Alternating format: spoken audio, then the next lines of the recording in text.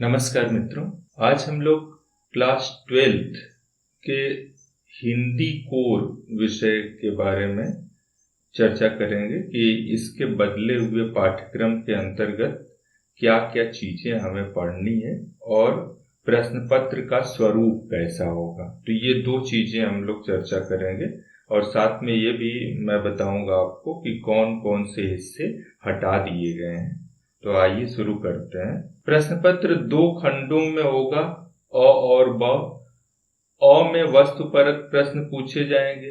वस्तुपरक प्रश्न से संबंधित 1 अंक के प्रश्न होंगे या 2 अंक के भी हो सकते हैं, लेकिन उसमें ये ऑब्जेक्टिव टाइप होंगे प्रश्न। खंड अ में कुल 58 प्रश्न होंगे, जिसमें से केवल 40 प्रश्नों के ही उत्तर देने होंगे। खंड ब में वर्णनात्मक प्रश्न पूछे जाएंगे। प्रश्नों के उत्तर आंतरिक विकल्प, प्रश्नों में उचित आंतरिक विकल्प दिए जाएंगे। यानी कुछ कुछ प्रश्नों में जैसे हम लोगों के सामने आता है कि 4 प्रश्न दिए गए हैं, 4 में से 3 को करना है, इस तरह की बातें हैं। तो परीक्षा भार क्या है, कहने का मतलब ये कि किस पोर्शन से कितने अंक के प्रश्न आएंगे।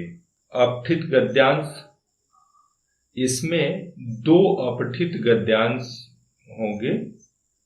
किसी एक गद्यांश का उत्तर, उसमें से जो भी प्रश्न पूछे जाएंगे उत्तर लिखे जाएंगे। तो 1 अंक के 10 प्रश्न होंगे, तो कुल मिला के 10 प्रश्न 10 अंक हो गए। इसी तरह से 2 अपठित काव्यांश भी आएंगे, उसमें से एक करना होगा, ये 5 अंक हो जाएगा। 1 अंक से 5 अंक। कार्यालयी हिंदी और रचनात्मक लेखन, अभिव्यक्ति और माध्यम पुस्तक के आधार पर।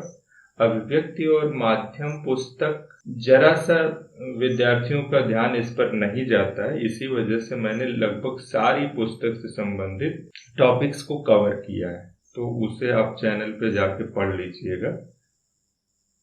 तो ये 5 अंक के होंगे, लेकिन अभिव्यक्ति और माध्यम का काम यही नहीं खत्म होता, आगे भी हम लोग देखेंगे कि उससे संबंधित क्या क्या चीजें हैं। पाठ्यपुस्तक आरोह भाग 2 से बहुविकल्पीय प्रश्न।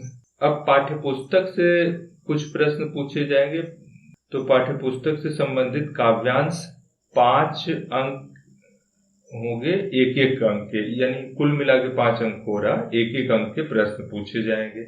उसी तरह से गद्यांश भी दिया जाएगा, 1 अंक के प्रश्न होंगे और कुल 5 प्रश्न होंगे इसमें।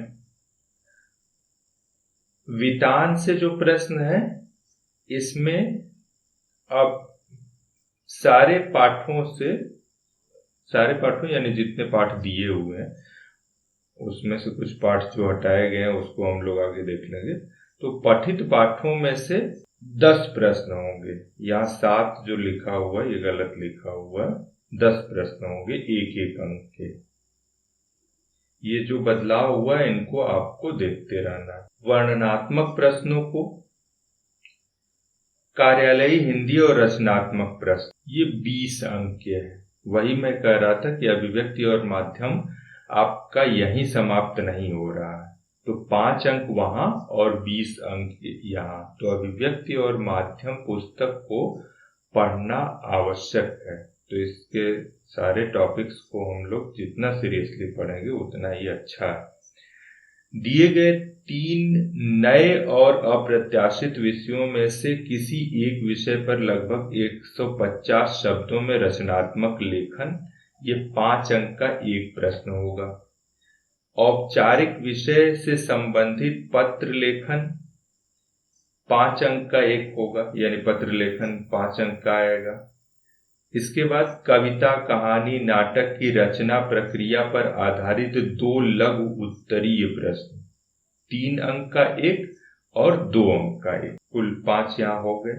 इसके बाद समाचार लेखन, उल्टा पिरामिड शैली, फीचर लेखन, आलेख लेखन पर आधारित 2 लघु उत्तरीय प्रश्न, 3 अंक का और 2 अंक का, ये भी अभिव्यक्ति और माध्यम से ही है। इसके बाद है काव्य खंड पर आधारित 3 प्रश्नों के उत्तर, यानी आपके आरोह से 3 प्रश्नों में से किन्हीं दो के उत्तर देने हैं। 3 प्रश्न दिए जाएंगे, उसमें से 2 प्रश्नों के उत्तर लिखेंगे। और शब्द सीमा अक्सर विद्यार्थी पूछते रहते हैं कि कितनी शब्द सीमा होगी। यहाँ पर साफ साफ लिख रखा है 50 से 60 शब्दों में 3 अंक के 2 प्रश्न, तो टोटल कितना हो गया 6 अंक। काव्य खंड पर आधारित 3 प्रश्नों में से किन्हीं 2 प्रश्नों के उत्तर, ये जो है 2 अंक के होंगे। ऊपर के 3 अंक के थे, ये 2 अंक के 2 प्रश्न है, तो ये कुल 4 हो गया। अब गद्य खंड पर आते हैं। गद्य खंड पर आधारित 3 प्रश्नों में से किन्हीं 2 प्रश्नों के उत्तर, ये 3 अंक के शुरू होंगे, तो ये 50-60 शब्दों में। इसी तरह से गद्य खंड में 3 में से 2 प्रश्न होंगे, ये 2 अंक के होंगे, ये 4 हो गए। तो इस तरह से कुल 80 हो गया। 20 अंक श्रवण और वाचन कौशल से संबंधित और परियोजना कार्य से संबंधित होगा, यानी ये विद्यालय स्तर पर आपको अंक दिए जाने हैं, ये 20 अंक, और कुल 100 अंक हो गया। अब हम लोग ये जान लेते हैं कि ये 20 अंक किस आधार पर दिए जाते हैं, उसको देख लेते हैं। तो आंतरिक मूल्यांकन में देखें, श्रवण से संबंधित 5 अंक है और वाचन से संबंधित 5 अंक हैं, तो यहाँ पर कुल मिलाकर 10 अंक हो गए।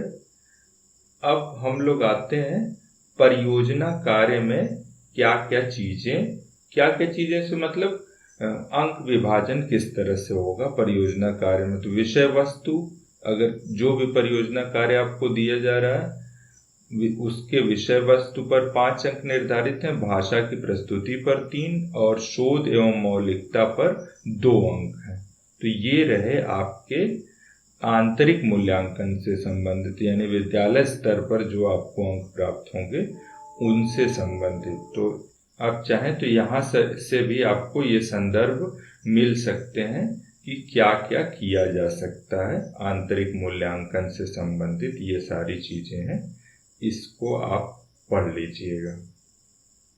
ये शिक्षक के ऊपर है कि शिक्षक किस तरह से आपका आंतरिक मूल्यांकन करता है, लेकिन ये गाइडलाइन शिक्षक के लिए है। अब हम लोग उस हिस्से पर आते हैं कि पाठ्यक्रम से कौन कौन से टॉपिक हटा दिए गए हैं। तो ये ध्यान रखें कि हो सकता है कि किसी कवि या लेखक द्वारा 1 या 2 रचनाएं या किसी पाठ में जो चीजें यहाँ पर हटाई गई हैं उसके अलावा भी कुछ बचता है। तो ऐसा नहीं कि पाठ का नाम लिख दिया तो बाकी बची हुई चीजें भी अपने आप चली जाएंगी। जैसे यहाँ पर सूर्यकांत त्रिपाठी का बादल राग, इसको नहीं पढ़ना है।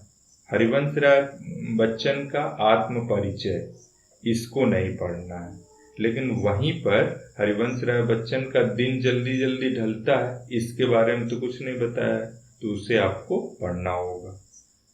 आलोक धनवा का पतंग, कुंवर नारायण बात सीधी थी पर, उमाशंकर जोशी छोटा मेरा खेत बगुलों के पंख, 2 कविताएं हैं, दोनों हट गई।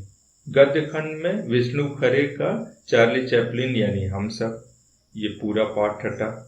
हजारी प्रसाद द्विवेदी का शिरीष के फूल, तो ये सब कुछ हट चुका है। तो इसी संदर्भ में आपको इसी हिसाब से आपको अपनी तैयारी करनी। धन्यवाद।